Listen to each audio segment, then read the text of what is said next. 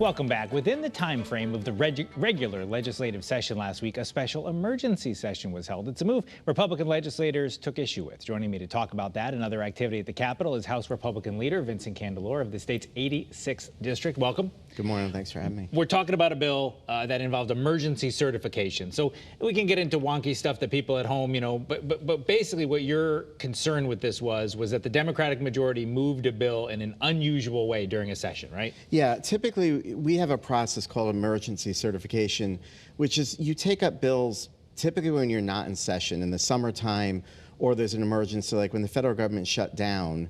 In the fall, we took up an emergency bill to put a stopgap into funding. That's an appropriate use of that emergency process.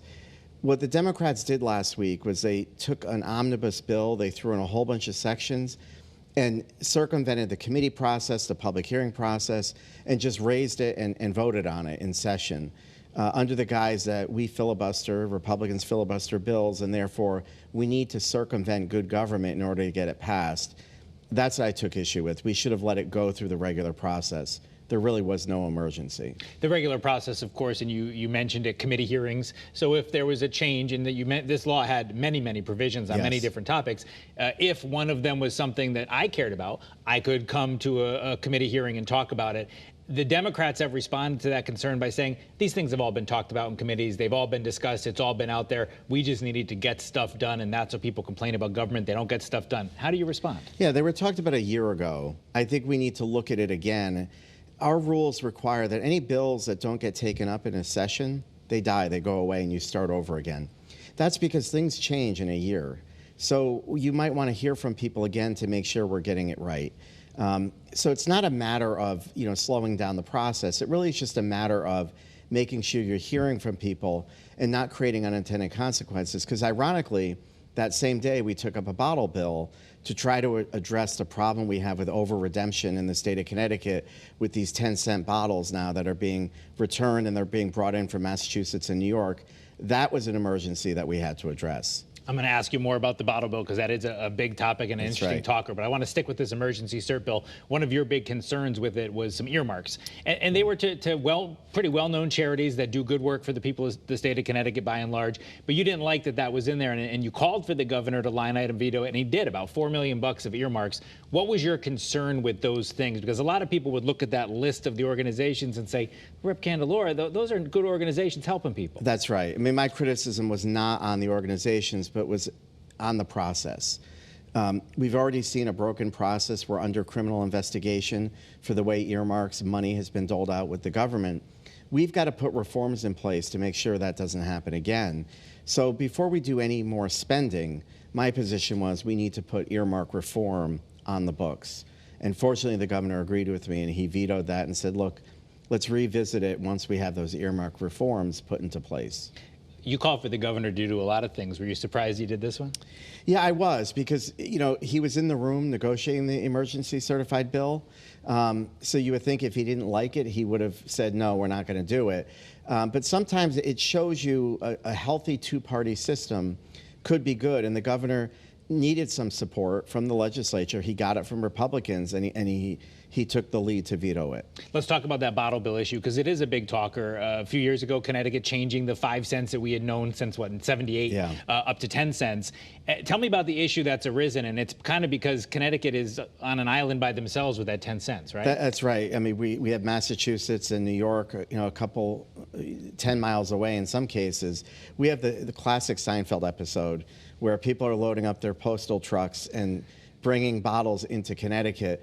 But the sheer volume has really been a nightmare. So we're talking about tens of millions of dollars of bottles that are coming in from New York and Massachusetts and are being redeemed in Connecticut.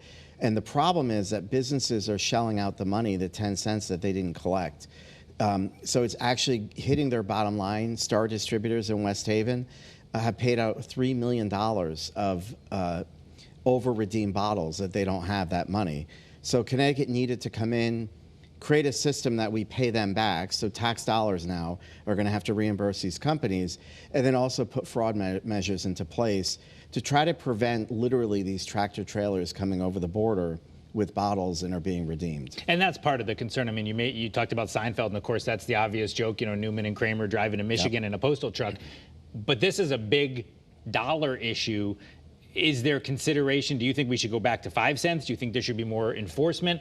The people who raised it to 10 did it for environmental reasons, and I think their heart was in the right place. What do you think the fix is? Yeah, I mean, the easy fix is to go back to 5 cents and wait until Massachusetts and New York go to 10, then we could follow. I'm not sure that's ever going to happen. So the other piece that we did is actually increase enforcement, which is going to be hard. It's like pinning down Jell-O to try to prevent those crimes from occurring. My concern is the sheer volume of bottles that are coming over. I think you have more of an organized criminal activity that's going on, where it could be redemption centers in New York that are collecting the bottles and bringing them here. So we really have to do some deep digging, have conversations with our neighbors in the other states to try to stop this fraud. Tell me about what you're looking at as we move through the rest of this session. You're in the position of being in the minority, significantly in the minority. So how do you prioritize what you want to try to get done between now and the end of the session? Yeah, it's a matter of we push our ideas. If they're good ideas, they do get traction. And so what I always tell my members is get in the game early and fight hard for what you believe in. Because a lot of this, while there's a political overtone, Democrats will work with Republicans to try to adopt good ideas. We're hearing about affordability nationwide. It's no different in Connecticut. People are talking about high property taxes, education funding, special education funding. All of those priorities are similar, and it's how we solve those problems. So we're pushing to try to get more money pushed down to the local level, because so much of the expenses of education fall on our towns, and property taxes is a tough way to pay for education. 30 seconds left. Do you have one big priority bill you can tell people about that you think is going to get through? Yeah, I mean, I think what we are going to hear about is education funding. I think overall we're going to see definitely some reforms and some money going down to those communities. And I'd also like to look at police reform, putting more mental health clinicians into police vehicles to help de-escalate situations. We're doing it at the state level. I'd like to move that down to local level as well. Certainly been a big topic in the news lately. Yeah. We appreciate you being here. We hope we'll have you back as the session proceeds and as things move forward. Vincent Candelora, thanks for being with us. Thank you.